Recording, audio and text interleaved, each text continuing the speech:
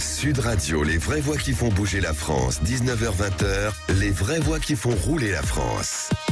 Bienvenue dans les vraies voix qui font rouler la France avec Mobility TV. À 10 jours de l'ouverture du salon Équipe Auto qui se tiendra à Porte de Versailles en même temps que le Mondial Auto.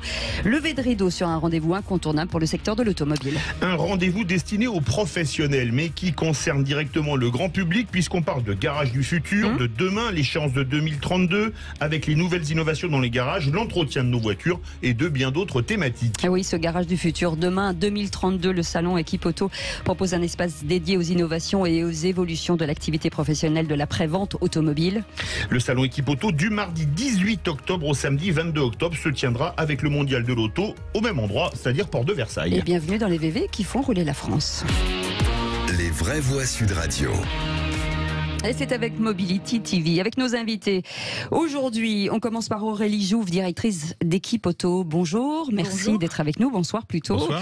Avec Philippe Baudin, président d'Équipe Auto. Bonsoir. Bonsoir, bien sûr.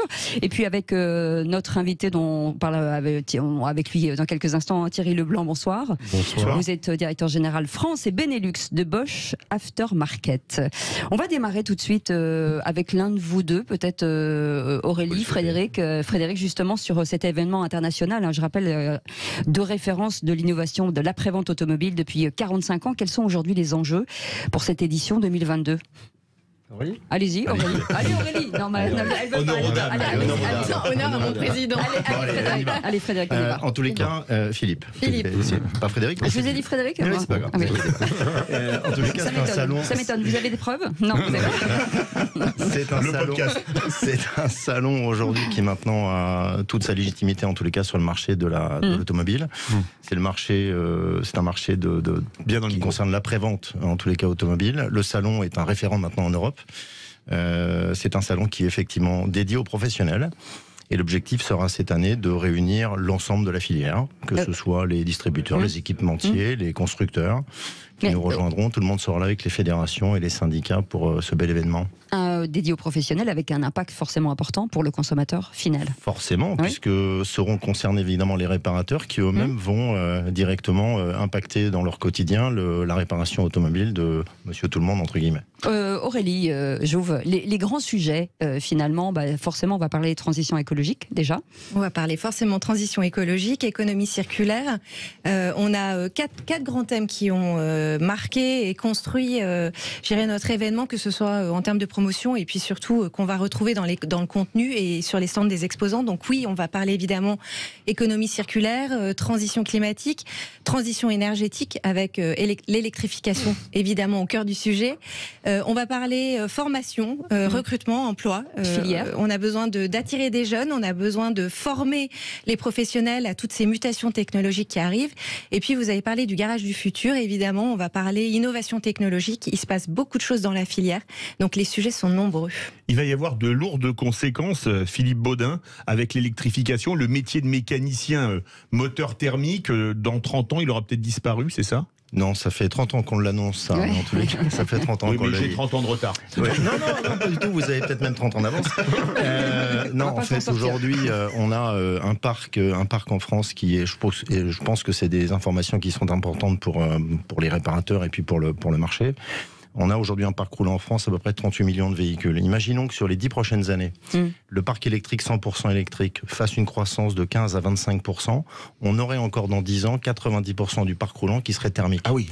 Sous-entendu que l'on aille vers l'électrique. Évidemment, il faut y aller parce qu'on va tous y aller vers l'électrique, mais modérément. Et en tous les cas, il faut considérer que le parc roulant reste à entretenir. Ce parc va non seulement continuer de vieillir. Aujourd'hui, on a un parc roulant en France qui est à peu près de 10,5 voire 11 ans. Donc sur les 4-5 prochaines années, on estime que le parc va monter peut-être même à 12 ou 13 ans. Donc c'est quelque chose qui va être extrêmement impactant pour le marché. D'où l'objectif pour Équipe Auto de parler bien entendu du futur, donc de l'électrique, mais parler aussi du quotidien aujourd'hui pour les réparateurs, basé sur du thermique, sachant que le thermique peut être accouplé à une solution tout à fait électrique. Et ça s'appelle de l'hybride. Voilà.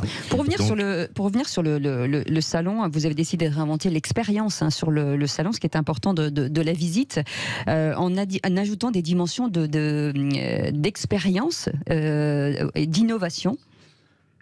On a, comme tous les ans, sur ce salon, on a décidé de de warder un certain nombre d'innovations technologiques. Donc on a par exemple encore cette année à peu près 140 produits qui nous ont été proposés par l'ensemble des professionnels de la filière. On va avoir, comme chaque année, effectivement, la mise en avant de ces produits qui vont être parfois des innovations de première monte, mais aussi des services qui peuvent être parfaitement dédiés. Je pense que Thierry en parlera tout à l'heure, des innovations absolument. Qui vont être dédiées à la prévente automobile et pas forcément des produits de première monte. C'est, encore une fois, le salon est un salon qui est un salon de pièces et de services. Aurélie Jouve, faites-nous saliver, il est 19h09. Est-ce qu'il y a des innovations qu'on va découvrir à Equipauto ? On découvre toujours des innovations sur un salon. Sinon, mais faites-nous rêver. Oui, vous allez en avoir beaucoup et encore une fois, ça vient faire écho à toutes les problématiques et les enjeux qu'on a cités. Donc, on a vraiment des innovations. Alors, on n'est pas dans des innovations de rupture, attention, mais on est vraiment. Pas la voiture qui vole, par exemple. Non, pas du tout. En tout cas, pas chez nous, pas à Equipauto. Non, on a de nombreuses innovations. On l'a dit, des innovations qui vont accompagner le quotidien du réparateur, et puis des innovations plus technologiques qu'on va trouver dans le véhicule et qui vont du coup aborder le sujet de la connectivité, des aides à la conduite. On parle beaucoup des ADAS. Voilà, il y a de nombreux des aides à la conduite, en fait. Des aides à la conduite. Des aides à la conduite. Est-ce qu'il va falloir à un moment donné, dans toutes ces filières, mettre en place une vraie pédagogie ? Parce que là, c'est quand même une mutation importante, que ce soit de la personne qui répare à celui qui fabrique. Il y a plein de choses qui sont en pleine mutation, Aurélie. Oui, on a besoin, enfin vous l'avez dit, on a besoin de rassurer à la fois les professionnels et le grand public sur tout ce qui se passe. Philippe l'a dit, en fait, les choses ne vont pas se faire de façon brutale. Elles vont probablement s'opérer sur 10-15 ans. Donc aujourd'hui, nous, le vrai message qu'on veut passer, c'est qu'on a effectivement un parc roulant dont il faut s'occuper. On va parler tout à l'heure d'éco-entretien, parce qu'il y a des solutions qui existent aujourd'hui, qui sont tout aussi vertueuses et qui viennent répondre au sujet de la mobilité durable. Donc nous, on est pour l'électrification, mais pas que pour l'électrification. On a besoin de s'occuper des véhicules. On peut s'en occuper pour qu'ils soient plus verts, pour qu'on ait un parc roulant plus propre, parce qu'aujourd'hui, c'est bien le sujet. La filière automobile est en plein dans la transition écologique. On veut le montrer et positiver le sujet. C'est vrai qu'on parle beaucoup, enfin, on fustige beaucoup l'automobile. On vient sur Equipauto, on va montrer que bien au contraire, on y est depuis, ou en tout cas les acteurs et les équipementiers et tous les exposants qui seront là sont dans le sujet de la transition énergétique depuis de nombreuses années, et plus que jamais cette année on va pouvoir donner du sens à tout ce sujet avec le sujet de la pièce de réemploi qu'on va aborder. Enfin, il existe beaucoup de choses qui vont toucher nos professionnels, mais qui sont aussi des réponses à la fois économiques, pouvoir d'achat et transition climatique, et donc tout ça on va le retrouver sur Equipauto. Philippe Baudin, est-ce que c'est l'occasion, on parle beaucoup de pénurie de savoir-faire, est-ce que c'est l'occasion aussi pour ceux qui se disent tiens, en reconversion, je vais peut-être aller là découvrir des nouvelles expertises, parce qu'il y a des nouveaux métiers, en tout cas des nouvelles expertises qui vont naître. Forcément, on a aujourd'hui sur cette filière, mais je pense que c'est pas restrictif à la filière, on a une problématique aujourd'hui de compétences. Le recrutement est de plus en plus difficile. C'est aussi un des objectifs du salon, c'est-à-dire qu'on collabore beaucoup avec les centres de formation, avec les écoles, pour expliquer aux jeunes que dans la filière automobile, il n'y a pas que le travail dans un atelier. On peut travailler chez un équipementier, y faire du marketing automobile, on peut y faire du commerce. On peut y faire du commerce, on peut y faire de la finance, pourquoi pas. On est dans un environnement automobile, donc ça concerne la filière. C'est quelque chose qui, pour nous, est majeur en tous les cas, parce que, comme je le dis souvent, on a deux approches de la formation et de l'information. On a la formation de base, qui permet aux gens de se connecter, en tous les cas, au monde de l'automobile. Puis ensuite, il y a la formation durable. Et la formation durable, c'est quelque chose qui concerne, par exemple, les professionnels aujourd'hui, les accompagner dans leur quotidien à ce que sera demain leur quotidien, par exemple, en parlant d'hybridation, en parlant d'électrique, ça nous semble majeur, et c'est des thèmes qui vont être pris sur Equipauto. On a besoin d'expliquer aux professionnels que demain, leur environnement va changer, leurs outils vont changer, les véhicules auxquels ils vont devoir faire face vont évoluer, et donc il est temps aujourd'hui de rentrer dans une formation continue. Voilà. Restez avec nous, le salon Equipauto, c'est à partir du mardi 18 octobre au samedi 22 octobre. Dans un instant, avec Thierry Leblanc, directeur général France de Benelux Bosch Aftermarket, on fera un petit focus justement sur ces garages du futur et les conséquences de l'électrification des voitures. Est-ce qu'ils sont armés ? Est-ce que ça va être aussi l'occasion pour lui sur la filière d'exposer pas mal de projets ? On en parlera avec lui dans un instant, et bien sûr vous pouvez nous appeler 0826 300 300 si vous avez des questions à nous poser. Le standard est ouvert jusqu'à 8h. Sud Radio, les vraies voix qui font bouger la France, 19h-20h, les vraies voix qui font rouler la France. On vous souhaite la bienvenue et tout ça avec Mobility TV, le salon Equipoto. Vous savez, c'est à partir du 18 octobre au 22 octobre. Attention, allez-y parce qu'il y a plein de choses à voir et on va en parler bien entendu avec Philippe Baudin qui est avec nous, président d'Equipoto, Aurélie Jouve qui est directrice d'Equipoto et Thierry Leblanc, directeur général France de Benelux Bosch Aftermarket. On parlait tout à l'heure de ce garage du futur et les conséquences de l'électrification. Comment dans la filière aujourd'hui chez Bosch? Est-ce que c'est déjà pris en compte? Est-ce que Equipoto, ce sera peut-être le point de départ justement pour déployer des nouvelles ambitions? On va effectivement utiliser le rendez-vous d'Equipoto, qui est un rendez-vous très important pour l'ensemble de la filière, pour présenter un certain nombre d'innovations et pour aussi rassurer. Je crois que c'est important de rassurer le monde de la réparation que oui, des nouvelles technologies arrivent, mais on va les aider à les appréhender et surtout à les rendre simples pour eux. Quand un consommateur va venir les voir en disant voilà, j'ai un véhicule hybride, j'ai un véhicule électrique, voire un véhicule hydrogène, voire je souhaite passer en éthanol ou etc. On amène des solutions à la fois en formation, en équipement, en accompagnement simple pour les aider à intervenir sur ces véhicules et surtout à des prix raisonnables. Je vais citer juste un exemple tout bête. L'Internet aujourd'hui nous permet de connecter un garage avec notre centre de formation qui est basé à Saint-Ouen, où là on a tous les outils nécessaires des constructeurs pour dire écoutez, vous inquiétez pas, on prend la voiture en charge à distance et on va vous aider à faire des choses que vous n'êtes pas forcément aujourd'hui capable de faire, mais c'est pas grave. Nous, on va le faire pour vous. Ça s'appelle en anglais le Remote Diagnostic et c'est ce qu'on va lancer et montrer à Equipoto. Diagnostic à distance. Exactement. Est-ce qu'il y a on parlait de pédagogie aussi, une pédagogie sur les professionnels, de prise en charge des clients qui est importante parce que quand on voit aujourd'hui sur l'achat de voitures, sur les réparations, on sent que c'est un peu le lapin dans les phares, c'est-à-dire qu'on ne sait pas trop. Et donc si en face de soi on a des professionnels, l'intérêt des professionnels aujourd'hui, c'est d'être encore plus pédagogue que ces dernières années. Alors, le lapin dans les phares Bosch, bien évidemment. Oui, bien sûr. Non mais on a cette chance chez Bosch, on a un réseau qui s'appelle le réseau Bosch Car Service. On en a quasiment 16 000 dans le monde et on en a à peu près 6 000 en Europe, donc on commence à connaître un peu ce qui se passe. Et on a bien vu que l'une des attentes de ces garagistes, c'est qu'on les aide, qu'on les forme sur l'accompagnement des clients. Alors ça peut être un accompagnement en face-to-face, mais ça peut être aussi comment accompagner un client que j'ai sur Internet. Parce que de plus en plus, les jeunes vont vouloir prendre des rendez-vous sur Internet, vont vouloir aller sur un site, etc. Et là, les garagistes, il faut les accompagner, parce que là, ils sont vraiment le lapin dans les phares, c'est le cas de le dire. Et ça, c'est vraiment fondamental. Vous avez un véhicule électrique, il faut que le garagiste puisse expliquer au consommateur comment le recharger au mieux pour pas que ça esquinte sa batterie, quand est-ce qu'il doit le recharger, si ce qu'il faut le faire fréquemment, pas fréquemment, comment utiliser au mieux son véhicule électrique. Ça fait partie des programmes de formation qu'on distille. Toutes les évolutions on a parlé, l'hybride, l'hydrogène, l'électrique. Quand on est le premier équipementier automobile mondial comme Bosch, comment on fait pour recycler son outil industriel? On est très écouté dans l'Aveyron, à Rodez, on fabrique des injecteurs pour moteurs essence et diesel. Si on produit plus de moteurs thermiques, comment est-ce qu'on fait pour se restructurer? Parce que les essuie-glaces, ça va pas changer, vous en faites, les phares pas trop non plus, mais tout le reste, comment on fait? Tout simplement, il y a des nouveaux métiers qui arrivent. On en parlait tout à l'heure pour les réparateurs, mais il y a aussi des nouveaux composants qui arrivent. Il y a beaucoup de composants électroniques qui sont en train d'arriver, et ça, c'est du potentiel pour nos usines. On parlait tout à l'heure des véhicules à assistance, ce qu'on appelle l'ADAS.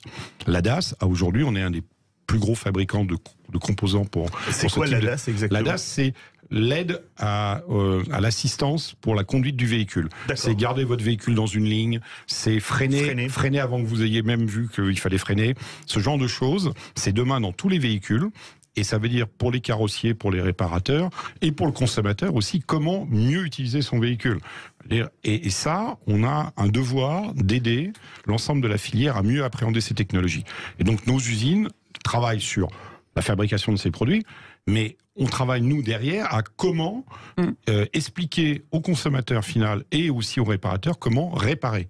Parce que c'est des produits qu'il va falloir réparer. Il y a un vrai sujet sur le développement de la recharge électrique. Est-ce que Bosch a une solution à apporter, une réponse ? Alors, on a une innovation qu'on va présenter à Equipoto. Voilà, on va avoir une grande innovation. Dis donc, on a mis du temps à lâcher le morceau. Alors, vous savez, pour ceux qui ont des véhicules... il est dur à cuire. Les femmes savent te dire un secret. Ouais. On va présenter à Equipoto un câble qui est un câble universel. Le problème aujourd'hui des conducteurs qui ont un véhicule électrique ou hybride rechargeable, c'est qu'ils sont là avec leur prise et puis non, ça marche pas sur cette prise-là. Ah non, c'est pas la bonne prise, etc. Bosch, on lance un câble où vous changez l'embout, tout simplement, et vous êtes capable de vous brancher sur quasiment tous les types de prises. Merci mon Dieu, Dieu existe. De bornes. On a anticipé ce que l'Europe vient de faire sur les téléphones. Oui. Nous, on l'a fait pour les véhicules de recharge. Mais ça ne sera pas un USB-C. Hein. Non, c'est un peu plus gros. Aurélie Jouve, ce qu'on a aussi important de dire, c'est que sur ce salon Equipoto, il y a des forums, il y a des conférences, il y a des débats d'idées, et c'est cette émulation aussi qui fait parfois des grandes innovations. Oui, tout à fait. Alors, nous, on aime dire qu'on est effectivement le lieu où tout va se dire et se passer. Donc, on a 5 jours pour rassembler toute une filière.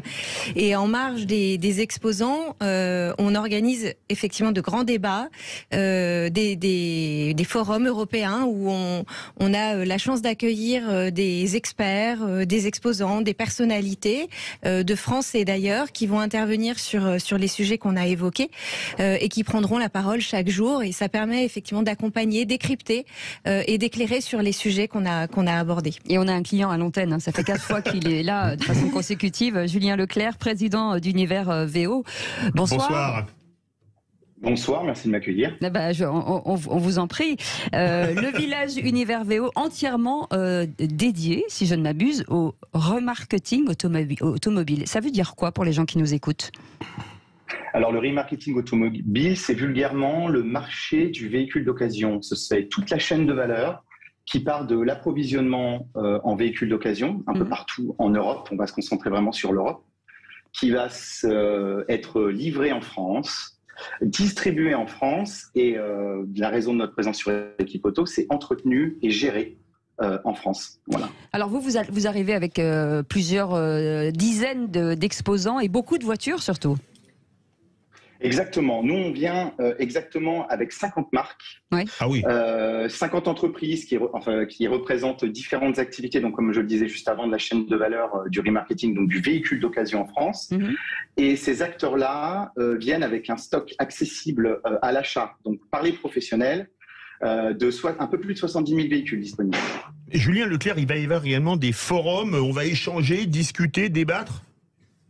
Exactement. Nous, on a pris l'angle de la boîte à outils pour ce que l'on appelle les forums. On a un plateau sur lequel vont passer, comme sur le forum du salon Equipoto, des experts, des exposants, qui vont venir parler de leur métier pour apporter des solutions à cette activité du remarketing. Parce que l'avantage que l'on a à venir sur Equipoto, c'est que on fait venir nos visiteurs, on espère plusieurs milliers de professionnels de la distribution automobile, c'est bien parti pour.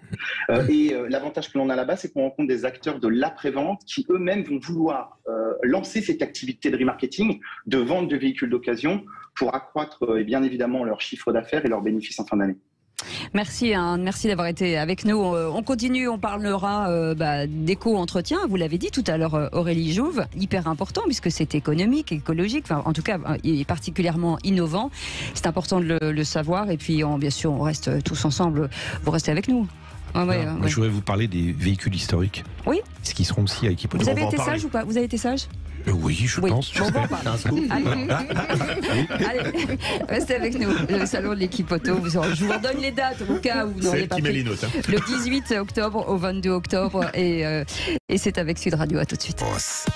Et c'est avec Mobility TV. Je ne sais pas ce que vous faites, vous, du 18 octobre au 22 octobre. En tout cas, moi, je sais ce que vous allez faire. Vous allez aller au salon Equipoto qui se tiendra pour la première fois, première mondiale, avec le mondial de l'auto, sous la même bannière. On va en parler avec Philippe Baudin, président d'Equipoto. Auto, Aurélie Jouve, directrice d'équipe auto, Thierry Leblanc qui est toujours avec nous, directeur général France et Benelux, Bosch Aftermarket, et puis le petit jeune qui vient de nous rejoindre, Étienne Dio, Éco-Entretien. On va en parler dans quelques instants. Juste un petit mot, Philippe Baudin, justement sur cette première, le couplage mondial auto, salon équipe auto. Ouais, c'est une première mondiale. Ça faisait des années que les gens nous posaient la question de savoir si on allait un jour réunir un salon B2B, un salon B2C.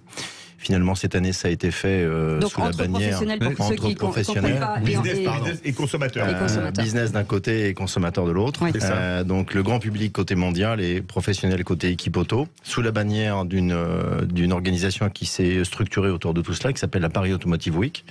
Donc c'est quelque chose qui est pour nous important parce que d'abord c'est une première mondiale. Il faut remonter vraiment à l'origine du salon équipe auto pour retrouver des constructeurs qui venaient parler de leurs autos dans le salon. Là, cette année, c'est quelque chose qui, même si les deux salons restent distincts et que chacun organise son événement, en tous les cas, je pense que ça va être intéressant pour l'ensemble de la filière, d'aller voir d'un côté les constructeurs et de l'autre côté les gens qui ont la technologie et qui apportent du service pour l'entretien des véhicules. Et juste avant de passer justement ce nouveau service d'entretien avec vous, Philippe Baudin, un petit mot, vous savez qu'on soutient quand même les gens qu'on aime bien. Il y a le rallye des gazelles qui va effectivement démarrer. On est avec Bosch Car Service, on est quand même un des gros sponsors, à la fois je dirais financièrement, mais surtout on apporte notre technique. Et on forme les gazelles avant le départ dans notre réseau Bosch Car Service. Donc on les forme, on leur fait du coaching parce qu'on aimerait bien qu'à la fois elles partent, mais qu'elles arrivent à peu près en bon état à Essaouira. Donc ça fait maintenant 3 ans qu'on est partenaire et on va continuer. Et on aura donc sur le stand même de Bosch, on aura une animation avec des gazelles qui vont venir pour faire gagner des voyages à Essaouira. Voilà, c'est bien de le dire. Étienne Dio. C'est vous qui êtes le petit jeune, entretien. Comme l'a dit Cécile de Bénibus, vous êtes délégué général de l'association Éco-Entretien. L'éco-entretien, c'est quoi? L'éco-entretien, qu'est-ce que c'est? C'est de dire aux automobilistes, vous n'êtes pas obligé de passer à l'électrique pour moins polluer. Vous pouvez aussi entretenir votre voiture dans des conditions sérieuses, avec des garages experts, des garages labellisés Éco-Entretien, qui sont formés, qui sont sensibles aux conditions dans l'environnement, qui veulent accompagner les automobilistes à moins polluer. Comment? En faisant diagnostiquer sérieusement leur véhicule, par l'analyse 5 gaz. L'analyse des gaz des véhicules, c'est quelque chose de nouveau, qui n'est pas aujourd'hui utilisé suffisamment dans les garages. Comment on fait? Parce que pour les gens qui nous écoutent, c'est-à-dire qu'on vient chez vous, on prend rendez-vous en disant ma voiture a 1, 2, 3, 4, 15 ans, 20 ans. On fait ce diagnostic, ça coûte combien? Alors comment vous faites? Vous allez dans un garage labellisé Éco-Entretien. Nos partenaires, je dirais nos membres aujourd'hui, c'est Noroto, c'est Bosch Car Service, Thierry en a parlé tout à l'heure, Speedy, Feu Vert, vous avez des garages labellisés. Chez Autodistribution, vous en avez à peu près aujourd'hui 500. Vous n'en avez pas assez. Donc ça, je lance un appel aux garagistes pour se labelliser Éco-Entretien. Et ensuite, vous apportez votre véhicule, parce que souvent, vous allez chez le dentiste quand vous avez mal aux dents. Vous n'attendez pas d'avoir mal aux dents pour aller chez le dentiste. La voiture, c'est pareil. J'ai des noms. Ça dépend des gens. Et nous, ce qu'on veut faire comprendre, donner conscience à l'automobiliste, c'est de ne pas attendre la panne pour pouvoir venir faire réparer sa voiture. Et comment? En la faisant diagnostiquer en 3 minutes, grâce à l'analyse des gaz. On a plusieurs équipementiers qui sont labellisés. On a Bosch, c'est vrai, on en a d'autres, Capelec, AVL. Et on a ensuite une phase d'analyse. À l'issue de cette phase, vous allez avoir un résultat en 3 minutes qui va vous donner l'état de santé de votre véhicule. À partir de là, on va vous proposer soit une réparation liée avec des produits nettoyage, soit, si ça va trop loin, une réparation ciblée. L'idée, c'est de proposer quelque chose. On appelle du rétrofit? Ah non, pas du tout, ça n'a rien à voir. Ça, il y a beaucoup de. Il faut que le rétrofit vous fasse un cours. Certaines personnes pourraient penser que c'est le rétrofit. Le rétrofit n'a rien à voir. Le rétrofit, c'est une niche. Nous, on répare et on entretient correctement les véhicules anciens. Aujourd'hui, le parc roulant, c'est 12 ans de moyenne d'âge. Les Français, aujourd'hui, n'ont pas les moyens de changer de voiture. Ils sont dans leur voiture, là, ils vous écoutent. Il n'y a personne. On a fait une étude, CSA, au mois de mars. Il y a près de 50% des gens qui n'ont pas 10 000 euros à mettre dans une nouvelle voiture. Et il y en a 36% qui n'ont pas 1 euro à mettre. Donc, qu'est-ce qu'on fait pour ces gens-là? Sachant que si vous entretenez votre véhicule, faites dépister, vous l'entretenez, vous allez moins consommer de carburant. Vous allez moins consommer de carburant, donc vous allez moins polluer. Mais moins consommer de carburant, vous allez aussi moins dépenser. C'est ça. Donc c'est une solution vertueuse, je dirais, avec un gage de qualité. C'est pour ça que la profession a fait un label, le label éco-entretien, pour que les automobilistes qui se rendent chez ces garages labellisés aient la certitude que ça soit quelque chose de performant et de qualité. Et quelle est l'implication justement sur le terrain chez les garagistes? C'est-à-dire que c'est une formation, comment ça se déploie en fait? En fait, le pilier du label, c'est la formation. Parce que c'est ça qui va faire l'expertise du garagiste. Le garagiste va acquérir un matériel, un investissement, très bien, mais il va être formé. Il va être formé à répondre à l'analyse, à analyser le résultat du diagnostic. Il va être formé aussi on parlait de vente tout à l'heure, à accompagner, à proposer à l'automobiliste, parce qu'un automobiliste va pas spontanément se tourner vers la pollution. Il va d'abord se poser la question du fonctionnement de son véhicule. Et s'il est en panne ou pas en panne. Voilà, c'est ça. Et l'intérêt aussi de sensibiliser les pouvoirs publics à cet éco-entretien, c'est de dire, aujourd'hui il y a un parc roulant de 40 millions de voitures. Si on l'entretient correctement, certes, il y a le contrôle technique, mais il faut qu'on aille plus loin. Il ne faut pas attendre les normes et la loi. Il ne faut pas attendre tout de l'État. Il faut que la profession, c'est ce qu'elle a fait, se mette en marche. Et donc, si on arrive à sensibiliser les gens à faire diagnostiquer leur véhicule, eh ben, on va avoir un gain de pollution. Ça veut dire qu'on peut aussi allonger la durée de vie de sa voiture? Bien sûr. Il y a de la rénovation thermique pour les logements. Pourquoi il n'y aurait pas de la rénovation on n'encouragerait pas la rénovation pour les véhicules? Il y a des fenêtres. De toute façon, les gens n'ont pas les gens n'ont pas les moyens de changer de voiture. Les gens n'ont pas les moyens de changer de voiture. Alors on va les interdire de rouler en ZFE, mais qu'est-ce qu'on va leur proposer à part une interdiction? Nous, on leur propose l'entretien, la réparation et moins pollué. Quel est le différentiel de coût entre l'éco-entretien et l'entretien standard en pourcentage? En fait, l'éco-entretien, c'est un point de départ. C'est un point de départ, c'est un diagnostic. Ensuite, c'est une formation pour le professionnel, un diagnostic et des propositions. Tout à l'heure, vous allez parler de la pièce remanufacturée. C'est la solution finale. C'est un cycle, en fait. C'est un cycle, je dirais que c'est un cercle vertueux de dépistage. L'encouragement, il doit être au dépistage et à la réparation ciblée, et pas à la réparation à l'aveugle. Il faut que les Français, les automobilistes, aient confiance dans la réparation qu'on va leur proposer. On parle de voitures de monsieur, madame, tout le monde, mais est-ce que ça veut dire qu'il faut l'imaginer aussi pour les entreprises, pour les camions, est-ce qu'à un moment donné, il faut aussi aller plus loin? Je vais peut-être trop loin, là. Oui, les camions, nous, c'est pas notre cœur de cible, mais bien sûr, une entreprise, elle n'a pas forcément les moyens d'acheter des véhicules électriques ou de renouveler sa flotte en véhicules neufs. Mais elle peut aussi, aujourd'hui il y a beaucoup de RSE, elle peut aussi valoriser son implication dans l'environnement et faire diagnostiquer sa flotte pour la faire moins consommer. Enfin, l'objectif aujourd'hui, au prix des carburants, au prix du véhicule neuf, si on consomme moins, on dépense moins. Aurélie Jouve, c'est en train de prendre l'éco-entretien. Il y a une forte demande, à Equipoto notamment. À Equipoto, oui. Étienne le disait, en fait, il y a plusieurs exposants qui proposent des solutions et donc qui permettent de diagnostiquer avec leur matériel cette solution éco-entretien et de mettre en place du coup cette solution d'éco-entretien. On a un certain nombre d'acteurs présents sur Equipoto. C'est ce que viennent chercher aussi les gens qui exposent, c'est de trouver des solutions solidaires, justement, d'équipement, de partage de compétences. C'est ça aussi, Equipoto? Frédéric? En fait, les gens viennent sur le salon pour plusieurs raisons. La première, c'est Philippe. C'est pas grave, ça va finir. Ça va venir. Parce que ça vous va, ça va venir. Frédéric, ça vous va bien. Réfléchissez à changer de prénom, ça vous va bien. Je vous en prie, Brigitte. Donc en fait, les gens viennent visiter le salon pour de multiples raisons. Ils viennent d'abord y découvrir les innovations, ils viennent s'informer, se former, y découvrir les nouvelles technologies.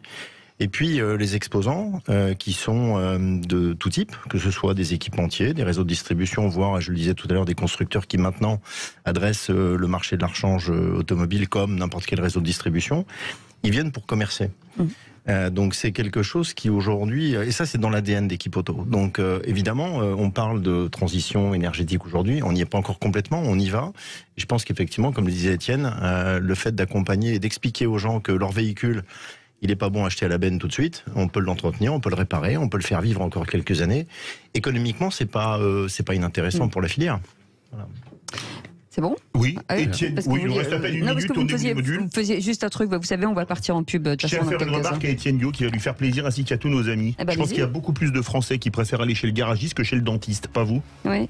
C'est ce qu'il a dit tout à l'heure. Hein. Ah oui, c'est ce qu'il a dit tout à l'heure? Ah oui, vous faites bien de le dire.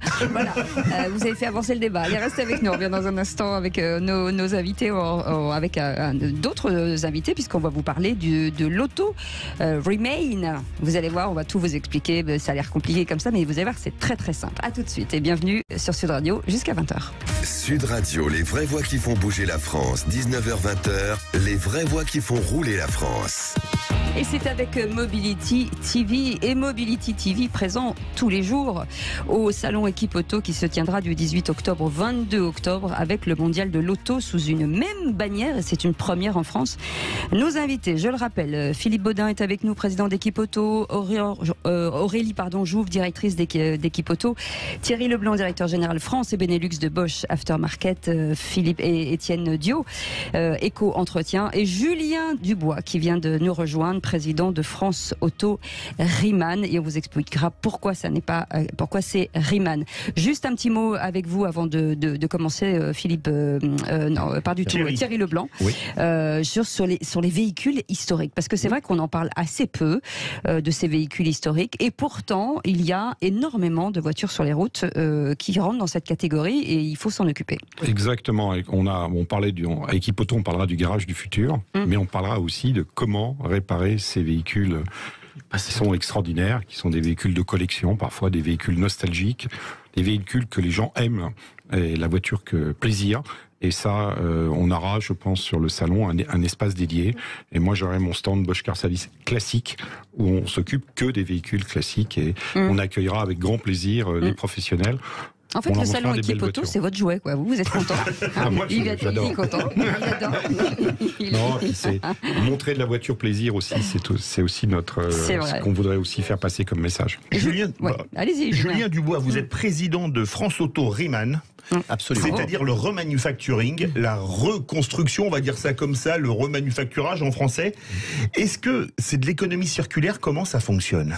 C'est effectivement de la refabrication de pièces à partir de pièces usées. On le sait peu, mais on est en mesure aujourd'hui, sur de nombreux composants de voitures, de refabriquer, de remettre à l'état neuf des composants mécaniques, des composants divers et variés de véhicules. J'allais dire, sur un véhicule, tout se répare. Il y a beaucoup de gens qui ne se réparent pas. Même le moteur. Mais tout se répare. Vous êtes en mesure aujourd'hui, et vous en trouvez d'ailleurs, c'est ce qu'on appelle l'échange standard, vous avez probablement déjà entendu cette expression, qui permet de se faire équiper d'un moteur, d'une boîte de vitesse ou d'un embrayage en échange standard, c'est-à-dire qui a été réparé. Réparé dans les règles de l'art, avec un process industriel, avec des choses très très sérieuses, et des certifications, parfois même de l'équipementier d'origine. Vous voyez, par exemple, le patron de Bosch est ici, les injecteurs Bosch, par exemple, se remanufacturent très bien, et Bosch certifie des remanufacturiers indépendants pour faire un travail de qualité et qui soit contrôlé. Donc il y a un vrai travail d'industriel derrière ce remanufacturing. Est-ce que ça veut dire qu'il faudrait créer un label peut-être à déployer chez les revendeurs ou les garagistes? C'est une excellente idée, on y travaille d'ailleurs, pour effectivement donner des guides et aider le garagiste et in fine le grand public à comprendre ce qu'il y a derrière ces pièces issues de l'économie circulaire. Dans pièces de seconde vie, pièces de réemploi, il y a ces pièces remanufacturées qui ont la même garantie que le neuf, les mêmes performances, la même durabilité, mais il y a aussi des pièces d'occasion, des pièces reconditionnées qui ne sont pas exactement dans les mêmes conditions de qualité, qui en revanche sont à des niveaux de prix très intéressants. Donc il y a de tout pour tous les types de consommateurs. Ça, c'est un point très important. Comment on fait pour convaincre les réparateurs d'utiliser ce type de pièces? Alors, il faut les convaincre. Il y a un marché de la pièce d'occasion. Il y a un très gros marché, en tout cas un marché à fort potentiel, comme on dit pudiquement. Vous maniez bien l'euphémisme. Oui. Alors, il se trouve que les réparateurs pèsent sur eux une réglementation depuis quelques années maintenant, puisque le réparateur est obligé par la loi aujourd'hui de proposer une pièce issue de l'économie circulaire en alternative à une pièce neuve. À l'exception de quelques composants dits de sécurité, sur tous les autres, il est obligé de le faire. Alors malheureusement, il ne le fait pas toujours, probablement parfois pour de bonnes raisons, difficile d'accéder à l'offre, etc. Parfois sûrement pour de mauvaises raisons, je ne veux pointer du doigt personne.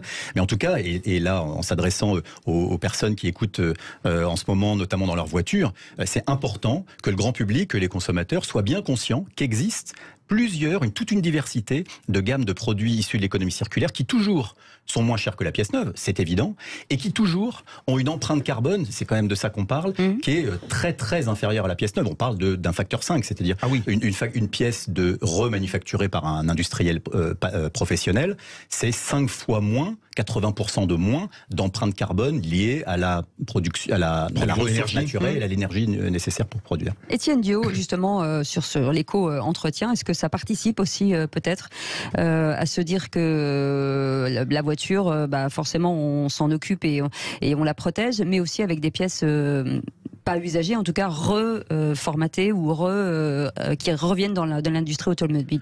Oui, tout à fait. En fait, la pièce reconditionnée, c'est l'aboutissement de l'éco-entretien. C'est lorsque vous devez changer la pièce, lorsque vous avez un véhicule ancien.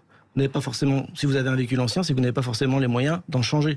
Donc c'est que vous n'avez pas aussi beaucoup de moyens pour le faire réparer. Donc si on vous propose des pièces de qualité, et c'est tout l'enjeu de son association, de proposer une garantie, des pièces de qualité, avec une réparation ciblée, vous avez une facture qui s'abaisse et un véhicule qui va mieux. Donc je dirais que la boucle est bouclée.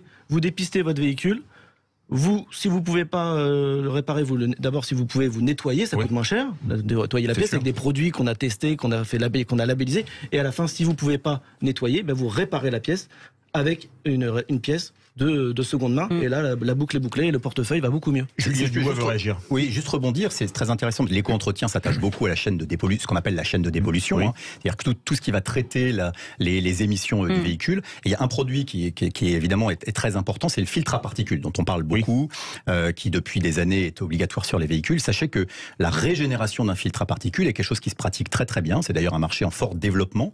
Une régénération, ça coûte 150 €. Quand un filtre à particules entier, on est plutôt sur plusieurs centaines d'euros, voire plus de 1000 €. Donc il y a évidemment là une vraie logique. Un filtre à particules encrassé, c'est un véhicule qui se met en rideau, vous pouvez plus dépasser les 80 km/h, c'est jamais la bonne nouvelle.